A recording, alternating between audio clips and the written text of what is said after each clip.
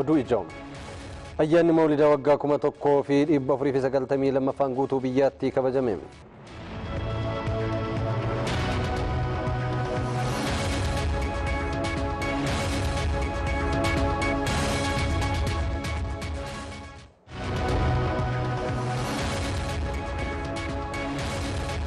Raashiyaan yaada Ameerikaan biyyoonni michummaa Kooriyaa kaabaa waliin qaban akka dhaabaniif dhiyeessitee mormiteen.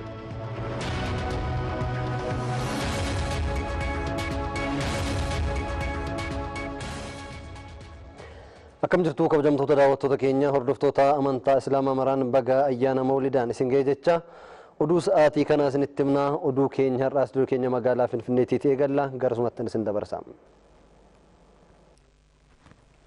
Bakka irraa OBN hordoftan maratti nageenya keenya isin akka qabu daawwattoota keenya hordoftoonni amantaa Islaamaa martii baga ayyaana Mawlidaa waggaa 1492 isin ga'e stuudiyoo OBN Finfinneerraa oduuwwan sa'aatii kana anatti isinitti hima an Abrahaam Birruuti. Ayyaanni Mawlidaa waggaa 1492 guutummaa biyyattiitti kabajamee oole.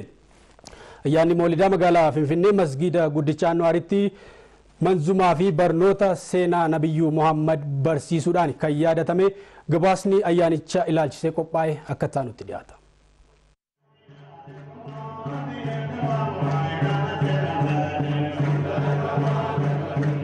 Ayyaanni Mawlidaa jechuunis guyyaan dhaloota Nabiyyuu Muhammad guutummaa biyyattiitti sirna ho'aan kabajameera. Ayyaanichi bakka musliimoonni kumaatamaan argamanitti Finfinnee masgiida guddicha Anwaaritti kabajamee jira.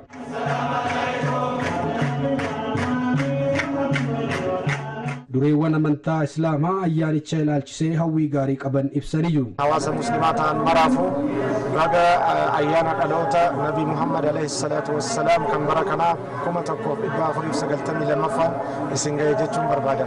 Hawaasni musliimaa Nabiyyuu Muhammad irraa naamusa jaalala waldanda'uu fi obbolummaa dhaale labataan walitti dabarsuu qabaa jedhan Sheekh Muhammad Amin Jamaan pireezidantii mana maree dhimmoota Islaamummaa Itoophiyaati. Kan biraa wal gargaarsi namoota dhukkubsatan ilaaluun bakka jiranutti namoota qe'ee isaanii irraa buqqa'anii yeroo ammaa nageenya dhabanii bakka qubannaa isaaniitti argaman dubbisuun waan qabanurraa waan nyaatanurraa waan qalamaa jirurraa sangaa haa ta'uu gaala haa ta'uu re'ee haa ta'uu hoolaa haa ta'uu waan qabu sanarraa qoodanii namoota sana geessanii ayyaana kana gammachiisanii wajjiniin ayyaana kana sirna ho'aadhaan kabajuun barbaachisaa ta'uusaa akka hawaasa muslimaattis akka lammummaattis ergaa koo dabarsuun barbaada. Sheekh Muhammad Sharif Hassan pireezidantii mana maree dhimmoota Islaamaa magaalaa Finfinneeti. ከነብዩ መሐመድ መማር የሚገባው መቻቻል፣ መከባበር፣ መፈቃቀር ነብዩ መሐመድ irraa wal danda'uu jaalala wal kabajuu baranna.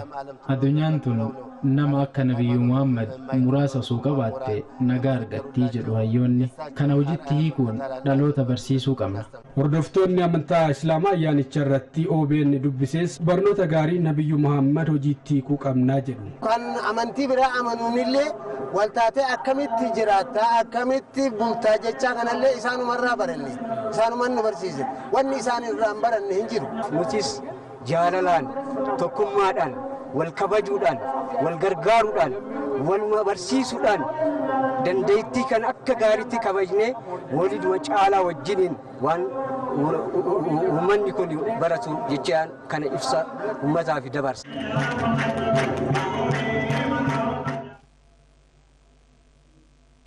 Magaalaa Jimmaattis ayyaanni Mawlidaa waggaa 1492 sirna ho'aan kabajamee ooleera. Hawaasni musliimaa magaalichaa Oromoota naannoo Sumaalee irraa buqqaan deeggaruu tokkummaa cimsuu fi jaalalaan waliin dhaabbanna jedhanii Lammaa Gammadaa Jimmaa irraa gabaasa ittaan ergee jira. Ayyaanni Mawlidaa bara 1492 magaalaa Jimmaatti hordoftoonni amantaa Islaamaa magaalichaa bakka argamanitti sirna ho'aan kabajamee jira. Guyyaan kun guyyaa dhaloota Nabiyyuu Muhammad sababeeffachuun kan kabajamu yoo ta'u guyyaa kana sirna ho'aan manzumaan garagaraa jedhama. Nashiidaan adda addaa dhiyaataa jaalala Nabiyyuu Muhammad mul'isuun hawaasni musliimaa tokkummaa isaa ittiin jabeessuudhaan ayyaanicha kabajee oolee jira. Ayyaana Mawlidaa bara kana yemmuu kabajnus tokkummaa keenya cimsuun harka qalleeyyii deeggaruun lammiiwwan keenya naannoo Somaaleerraa buqqa'aniif gargaarsa garagaraaf du'aayii gochuudhaan kabajna jechuun imaamni masjida Muniir Sheekh Xaalib Abbaa Zinaab ergaa hordoftoota amantichaatiif kan dabarsan. Bakka geenyee qubsiifnee isaan gammachiisuu qabna irraa hin hafnu ilmaan isaaniillee barumsarraallee hafan barumsa bakka isaan argamanitti fuulee barumsa gargaarree barsiisuu qabna. Ayyaana Moolidaa bara kana magaalaa Jimmaatti kabajamu irratti hordoftoonni amantichaa ayyaanichatti agarree haasofsiisneen tokkummaa keenya jabeessinee harka qalleeyyii deeggaruun lammiiwwan keenya naannoo Somaaleerraa buqqa'anis gargaaruun gahee keenya ni bahanna jechuun hordoftoonni amantichaa dubbatanii jiru. Beelaadhaan immoo rakkataadhaa yaaduu dadhabaa gargaaruu sabiyyoota haadhotii kan kana fakkaatan wal keessaa waan qabuuf hoolinni kun kabajni isaa kabaja ergamaan rabbii guyyaa hadhaa dhufan rahmatummaadha. Daawwattoota OBN giddugaleessa Oromiyaa Finfinnee irraa oduuwwan sa'aatii kanaaf qabanne goolamnee jirra. Oduuwwan hafan istuudiyoo Adaamaarraa himamuu itti fufuu gama keenyaan nagaan bulaasiniin jenna. Beezaa itti fufuu dandeessa. Abrahaamiin guddaa galateeffachaa istuudiyoo keenya muummicha magaalaa Adaamaatti argamurraa immoo oduuwwan na bira jiran itti fufaa. Hordoftoonni amantaa Islaamaa magaalaa Adaamaa guyyaa dhaloota Nabiyyuu Muhammad Mawlida waggaa 1492 kabajan. Yeroo ayyaana kabajan Islaamilee Oromoo buqqaan yaadachuu fi deeggaruun akka ture himaniiru. Dirribaa yaadataa dabalata qaba. Hordoftoonni amantaa Islaamaa magaalaa Adaamaa masgiida Jamaal Habibitti dhaloota Nabiyyuu Muhammad waggaa 1492 sirna ho'aa ta'een kabajaniiru. Itti gaafatamaan gumii dhimma Islaamaa magaalaa Adaamaa Sheekh Adam Abdallaa Galchuu hordoftoota amantichaan bagaggeessan jechuun fakkeenyummaa fi hojii gaarii Nabiyyuu Muhammad qabanne namoota rakkatanii fi lammiilee Oromoo buqqaan deeggaruu fi yaadachuun kan kabajan ta'uu himanii. Haga gaafa warri achi buqqa'e suni bootaa ufiititti deebi'ee yookiin bootaan biraatu kennamee fi gadi dhaabatu gargaarsi akka irraa hin layyaane jenneeti ummata Islaamaa maraafuu dabarsina. Ayyaana kanas namoota rakkatan gargaaruu fi amalaa fi naamusa gaarii Nabiyyuu Muhammad hojjetan yaadachuu fi hojjechuun kan kabajan ta'uu hordoftoonnii fi dureen amantaa kanaa ni dubbatu. Qabaatonni keenyas hayyuun keenyallee dureeyyiin keenyallee nama ofitti qabuudhaan kanaan beekama jechuudha ayyaanni kun. Uummanni Oromoodha naannoo Sumaalee irraa buqqa'ee naannoo Oromiyaa keessatti ka biyya san irratti qabeenya qabu, ka mana qabu, ka makiinaa qabu, ka mara qabu biyya san irraa buqqa'ee biyya san irraa ari'amee amma ammoo harka namaa eeggachuutti jira. Kanaaf uummanni Oromoodha sabaa fi sablammiin nu keessa jirtan naannoo Oromiyaa keessa uummanni jiru marti gargaarsa uummata kanaa harka isaa bal'isee uummata kana gargaaree bira dhaabatee akka isaan qubsiisu. Uummata Oromoo ka buqqa'eetiin jedhe dhiiga kenna ani Islaama malee Oromoodha.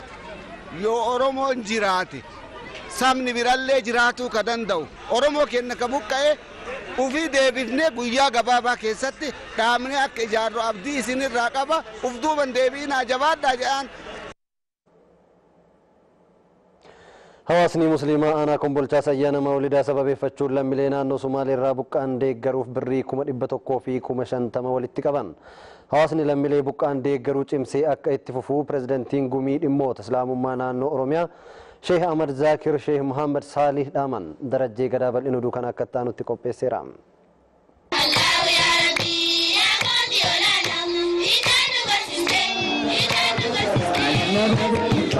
nuti gammadaa wanta uummanni keenya dabaan itoo Somaaleerraa buqqa'ee gadduu hin qabu tokkummaa keenyas nuuf cimsaruu jechuudhaan hawaasa musliimaa godina Harargee Ba'aa aanaa Kombolchaa wayitaa ayyaana Mawlidaa waggaa 1492 kabajatan birrii 100 fi 50 walitti qabanii jiru. Yaa kabaja ayyaana kanatti argamuun dhaamsa kan dabarsan pirezidaantiin gumii dhimma Islaamummaa Oromiyaa fi miseensi koree qindeessituu Oromoota buqqaan deebisanii dandamachiisuu Sheikh Ahmad Zakir Sheikh Muhammad Salih ayyaana kana wayita kabajnu itti gaafatamummaa amantaa fi lammummaa qabna jedhan. Lammiilee Oromoo dabarratti raawwatameen buqqaan amantaa yookaan badii hojjetanii osoo hin taane Oromummaa isaaniitiin jechuun deeggarsee galame cimee itti fufuu akka qabus dhaaman.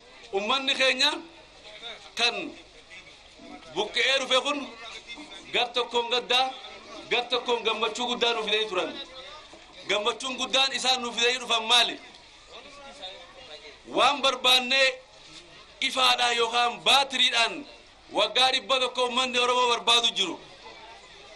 Waan nu dura abadee waggaa 100 ol baatirii qabannee eessa jirti jennee dukkana keessa barbaadu turre arraan tana isaan nu mul'isan maal isiisa waliin nu dura abadde beektani yoo tokkummaa. Hawaasni musliimaa ayyaanicha kabajates tokkummaa rakkoo hamtuu keessa gonfannee kana finiinsinee itti fufna jedhan deeggarsi lammiilee buqqaanii hanga qubatanii tasgabbaanii of danda'anitti dirqama oromummaa keenyas ni baana jechuun himan. Akka dhuunfaa kiyyaatti qarshii 50,000 takkaan kanneen jechuudha. Wanni inni gamma hawaasaafis uummataafis dhaamu akkuma gartee hancufti idaa galaanaatti jansanii qabeenyi bichaan naman kannisiisu lammummaan si dhaggeemtee hadooddiin si dhaggeemuudhaatu si kannisiisa. Uummanni keenya guddaadhaas bal'aadhaas arbi kun yoo wal tahee wal jala deeme malee kophaa kophaa yoo ta'e arba guddaa kana yayyii jaanii jira bineensatti xiqqaa tokko jechuudha. Yoo gurmuudhaan deeme arbummaan kunu yayyii xixiqqoo sun itti taphata waan ta'eef Oromoonni bakka jiru xiqqaa guddaan dhalaa dhiiraan dargaggeessaa fi dargaggeettiidhaan bakka jirutti karaa amma gartee tokkummaan biqileen kanaan ilaa hamma maayii tokkummaan kun yoo itti fufe wanni nuti hin daleenne hin jiru wanni nuti hin injifannellee hin jiru jechuudha. Uummata keenya yooniif gartee qe'ee fi qabeenya isaanii akka dhabansanitti booda deebifnee akka ammaan tana uumamanitti yoo nuti deebisuu baannee gama dargaggootiinis nuti oromummaa san hin qabnu jechuudha. Akkasumas uummanni keenya tokkummaadhaan hangarteen maantana bifaa fi kana waliin laalletti uummata keenya kan qe'ee fi qabeenya isaanii irraa buqqee kana bira dhaabbachuu akka garteen maantana dargagguutti nin dhaamaaf jechuudha. Waldaan hayyootaa fi ulamaa'otaa godinaa fi magaalaa Jimmaa Oromoota naannoo Somaalee Itoophiyaa irraa buqqaanii magaalaa Dirreedawaa qubataniif gargaarsa birrii miliyoona 1 baasuu gumaachan deeggarsa jalqaban cimsanii kan itti fufan ta'us himaniiru. Faami Abdurrahmaan bal'ina duukan akka taanutti qopheesseera. Waldaan hayyoota amantaa fi ulamaa'ota godinaa fi magaalaa Jimmaa lammiilee naannoo Somaalee Itoophiyaa irraa buqqaaniif gargaarsa midhaanii fi meeshaalee gosa adda addaa qarshii miliyoona 1 walitti shallagamu gumaachan bakka bu'oonni abbootilee gadaa fi amantaa magaalaa Dirreedawaas wal bira dhaabbachuu fi waliif tumsuu Oromootaa kan itti tole ta'uu ibsan. Qaaman buqqaatan malee qalbiin hin buqqa'inaa hadaraa qalbiin hin buqqa'inaatu. Qaaman buqqa'uun numa jira bakka jirurraa ammoo qalbi cabhaatu irra badaalatu. Qalbiin cabinaa akka ibiddaan utaha ibiddi yoo mataa ol deebisanis numa bobaya yoo fuula gad deebisanis oluma bobayatu. Haalli yeroo amma keessa jirtan isin hin jilbibbachiisin. Afyaa'iin bulchiinsa magaalaa Dirreedawaa obbo Absalaam Muhammad taateen kun rakkoo yerootii carraa tokkummaa argame cimsuu qabnaa jedhan. Rakkoon kun rakkoo yeroo gabaabaa keessatti keessaa'u naannoon Oromiyaadha naannoon keenya halkanii fi guyyaa ciisaan jiru jechuudha. Rakkoo kana hiikuudhaaf uummata keenya uummata bal'aa uummata Oromootti ta'uudhaan yeroo gabaabaa keessatti ni furama jedhameeti kan yaadamu. Bakka bu'oonni abbootilee amantaa godina Jimmaa kanneen tokkummaa sabaa argamee qabannee cimnee rakkinaa fi dadagamtaan qooddachuu kan qaban ta'uu dubbatu. Bakkee kana keessa qaamni keenya yoo isin bira dhabames yaadaan qalbiidhaan qabeenyaan isinii waliin jirraa abshiraa jennaan dhufnee abshiraa kana nu dhagaa. Namni biraa nu dogongorsuu hin qabu. Qaamni biraa nu dogongorsuu hin qabu. Se'uu hin qabnu. Nageenya itti fufuu qabna. Misooma itti fufuu qabna. Ergaa immoo jecha qaama olaanaa irraa nuuf darbu. Ergaa san galmaa ga'uu qabna. Obbo Lammaa Magarsaa lammii kana Magarsaa jira jedha kaleessi. Lammii Magarsuutti jira. Isaan waliin haa dhaabannu uummata keenya. Hooggantoota isaanii waliin jiran waliin dhaabannee karaa jari nu agarsiisaniin qajeelfama jari nu kennaniin haa deemnu malee tokko tokko mataa keenyaatiin yoo hin deemne jenne isiinuma arganne kana of hirkaa dhaabna. Hanga lammiileen kanneen idileen dhaabbatanittis deeggarsa isaanii kan itti fufanis ta'uu dhaaman. Amma wanti nurraa eegamu tokkummaa keenya haa cimsinu. Tokkummaan keenya cimuudhaaf qeerroon barachuu qaba. Qeerroon yuunivarsiitii keessaa bahuu qabu. Hojii diinaa fudhachuu qabu. Yeroon kun yeroo nuti mataa qabnu. Uummanni mataa hin qabne waan dalagu. Namni mataan irra hin jiramne nama hin jedhamu. Mataa qabna. Lammaa Magarsaa qabna. Abiyyii qabna. Umar Huseen qabna. Abbaa Duulaa qabna. Hamma Dakaatti mataa qabna. Eega mataa qabaanne yuunivarsiitii keessaa warri dur hiriiraan baatan jedhan har'a ijoollee qeerroo baasaa jiran. Qeerroon kana nuuf dhagahan. Mana barumsaatiin bahin. Iyya lammiidha lammii birmata. Hanga tokko lammiin birmannaa ittuma jira. Haa ta'u malee gahaa miti. Uummanni keenya kun kaleessa warra daangaa eeguudhaanis galata Oromiyaarraa Oromoorraa qofa utuu hin taane sabaaf sablammootii Oromiyaa keessa jiraatu hundaafillee kajechuudha galata guddaa qabanuudha. Sirna gadaa Oromoo eenyummaa Oromoorraa gargar baasanii ilaaluun hin danda'amu jedhan hayyoonni. Sirni gadaa Oromoo UNESCOtti beekamtii argachuusaa waggaa tokkoffaa sababeeffachuun Sadaasaa 22 fi 23 sirnoota garaagaraatiin kabajuuf qophiin xumuramuusaa Biiroon Aadaa fi Turizimii Oromiyaa beeksiseera. Yeroon Toleeraa dabalata qaba.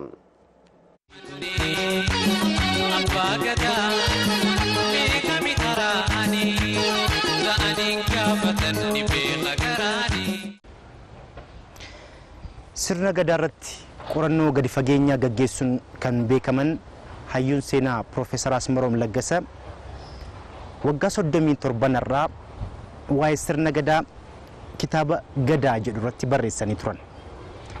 Sirni gadaa ka'umsa sirna dimookiraasii ammayyaatiif bu'uura cimaa kaa'uusaa kitaaba isaanii kana keessatti fuula 11 irratti barreessanii turan. Oromtichi Looret Tsaggaayee Gabramadin ilmi Roobalee Qawweessaa sirna gadaa Oromoo wayita ibsu sirni gadaa Oromoo motora yookaan sochooftuu jireenya hawaasummaaf siyaasa Oromoo waan ta'eef eenyummaa uummata Oromoo irraa gargar bahee ilaalamuu hin danda'u jedha. Abbaa gadaa ilma galmaa yaada Oromoo shaamaa waaqaa gadiini namaa oliini suma. Sirna gadaa Oromoo cabsuudhaan eenyummaa Oromoo balleessuuf sirni nafxanyaa itti jijjiiramee itti duulus uummata Oromoof sirna gadaa addaan baasuu hin dandeenye. Hiddi dhiigaa uummata Oromoof sirna gadaa walitti hidhee maali? Yuunivarsiitii Arsiitti hayyuu aadaaf seenaa obbo Muhammad Namoo. Sirna gadaatii fi uummata Oromoo jechuun lubbuudhaaf qaamni addaan bahanii yookaan nafseef lubbuun addaan bahanii akkuma jiraachuu hin dandeenye uummanni Oromoos sirna gadaa isaatiin addaan bahee jiraachuu hin danda'u. Gadaan dhiiga keenya keessa jira jechuudha. Dhuka lafee keenyaa keessa jira. Gadaa malee dhaabachuu hin dandeenyu. Namni tokko dhuka lafee isaa lafee malee dhaabachuu hin danda'u jechuudha. Kanaaf lafee keenya jechuudha sirni gadaa. Sirni gadaa Oromoo hambaa kilii addunyaa ta'e akka galmaa'uuf bu'aa bahii hedduu keessa darbameera. Sadaasa 23 bara 2009 dhaabbanni barnootaa saayinsii fi aadaa mootummoota gamtoomanii yuuneeskoonis walgahii isaa 11ffaa magaalaa Finfinneetti gaggeesseen sirna gadaa Oromoo hambaa kilii addunyaa ta'e akka galmaa'u murteesse. No objections and I therefore declare decision 11-11. Congratulations Ethiopia.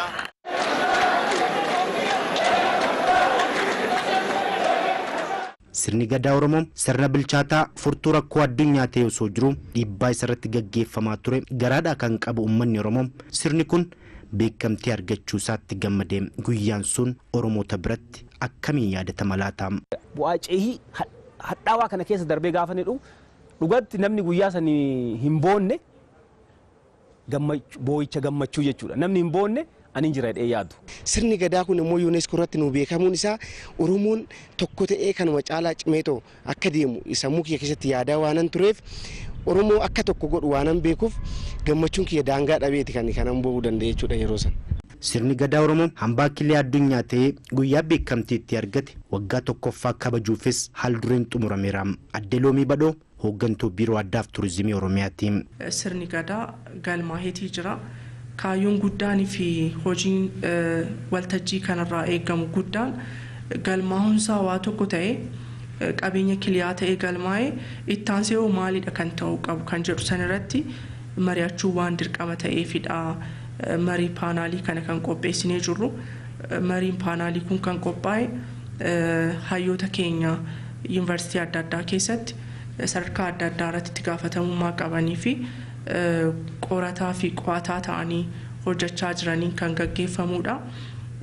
Gama mootummaatiinis maaltu hojjetamaa ture, maaltu hojjetamuu qaba ture, ciminni jiru maalidha, hanqinni mudate maalidha, yeroo taanu keessatti dhimmoonni fooyya'uu qaban maalidha kan jedhu saniinis wal qabsiisne waltajjii irratti mari'annee kallattii taanu dhimmoota murteessaa ta'an irratti kaawwannuudha jenneeti kan yaannu. Guyyaan kunis sadaasa 22 hanga 23tti galma aadaa Oromoo Finfinneetti sagantaalee adda addaatiin akka kabajamu sagantaa bahirraa hubatameera.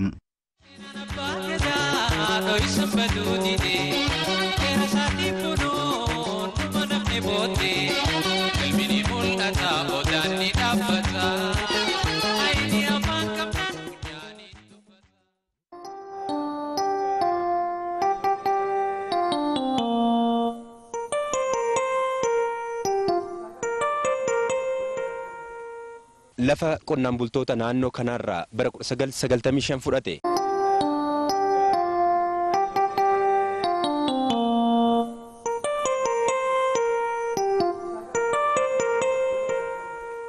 Horii kafe uffadhaa kaa'an jedhanii alazza manni keekin gareereen diggame dirresi jedhan. Naannoo irraa fudhatamaatti argina yamma nu kennan amma marga nutti kennan. Mbeennu isa baay'een isaatu. Gitee ture akka libbiitti qonnaa hin galfannaa ijoollee keenyas hin tajaajilla. Carqii ንጹህ ያስመስለኛል ሆዴ ግን ቁስል ነው።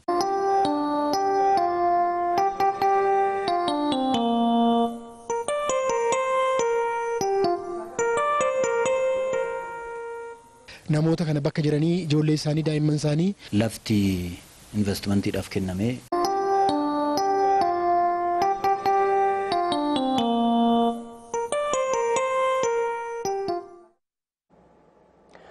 Kan daawwachaa jirtan OBN irraa oduu isinii dabraa jirudha. Amma immoo odeeffannoo biyya alaatii arganneettiin dabra.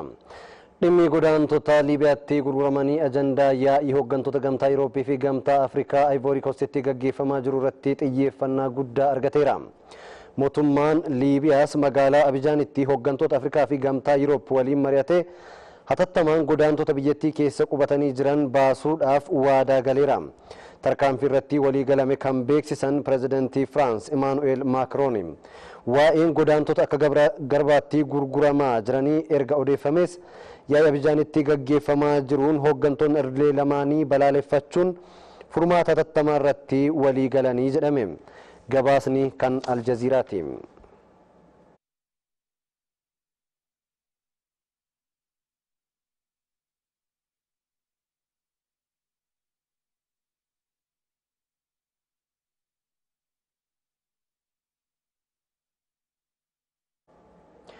Raashiyaan yaada Ameerikaan biyyoonni michummaa Kooriyaa kaabaa waliin qaban akka dhaabaniif dhiyeessite mormite. Ministeerri dhimma alaa Raashiyaa Sergey Lavrov Ameerikaan Kooriyaan kaabaa sagantaa misaa'ilaa akka itti fuftuu tuttuqaa jirti jechuun qeeqaniiru. Gabaasa BBC Fiqaaduu Biraanuu qindeesseera. chaayinaatti aantee raashiyaan biyyoota hariiroo gaarii kooriyaa kaabaa waliin qaban keessaa ishee takka. Ministeerri dhimma alaa raashiyaa Sergey Lavrov waamicha Ameerikaan karaa ergamaa ishee mana maree nageenya biyyoota gamtoomaniin dhimma misaa'ilaa kooriyaa kaabaa irratti dabarsite mormaniiru. Raashiyaan qoqqobbii mormuura ta'anii mari'achuun furmaata akka ta'e amantii jechuunis dubbataniiru. Roobii darbe kooriyaan kaabaa misaa'ila cimaadha jettu ji'oota lamaan booda yaaluun ishee ni yaadatama. Yaalii kanaan boodas Ameerikaan waraanni kan banamu yoo ta'e kooriyaa kaabaa nan barbadeessa jechuun akeekkachiistee jirti. Haa ta'u malee ogeeyyiin raayyaa ittisaa misaa'ila amma yaalame kanarratti shakkii gama dandeettii qilleensa naannoo lafaa fi teekinooloojii waliin wal simuu irratti qaban ibsaa jiru. Sergey Lavrov daawwannaa isaanii Belaarusitti taasisaa jiran cinaatti ibsa miidiyaaleedhaaf kennaniin akka jedhanitti Kim Jong-un qoqqobbii osoo hin taane gorsatu isaan barbaachisa jedhaniiru. Itti dabaluunis akka ergamaan isaanii kooriyaa kaabaa ni balleessine jedhanii mana maree nageenya biyyoota gamtoomaniif dhiyeessan yoo ta'e mee qaamni bulchiinsa olaanaa Ameerikaa hojiitti hiiku jechuun qoosaniiru. Waamicha marii haaraa kooriyaa kaabaaf taasisuun Lavrov akka jedhanitti qoqqobbiin kaa'ame gara dhumaatti dhufaa waan jiruuf amma siyaasaa haaraatu nu barbaachisa jechuun dubbataniiru. Ameerikaan marii haaraa kana yoo fudhachuu didde akka dogongora guddaattiin ilaalas jedhan. Ameerikaaf Raashiyaa mana maree nageenyaa biyyoota gamtoomaniitti aangoo sagaleedhaan kuffisuuf veetoo paawar kan qaban yoo ta'u yaada amma Ameerikaan dhiyeessite kana karaatti hambisuu danda'a jedhameera. Ameerikaaf Kooriyaan kaabaa fulbaana darbirraa eegalee waraana hololaa keessa galuun isaanii yaadannoo yeroo dhiyooti. Waraanni jechootaan gamaa gamana walitti darbatamaa jiru kun biyyoota kanneen garamitti geessa laata? Dhimma yeroon furu ta'a. Oduu sa'aatii kanaaf qabannee dhiyaanne xumurreerra oduu waliin beezaa biyyiin ture nu daawwachuu keessaniif galata argadhaa qophiilee keenya itti fufan waliin nagaan tura.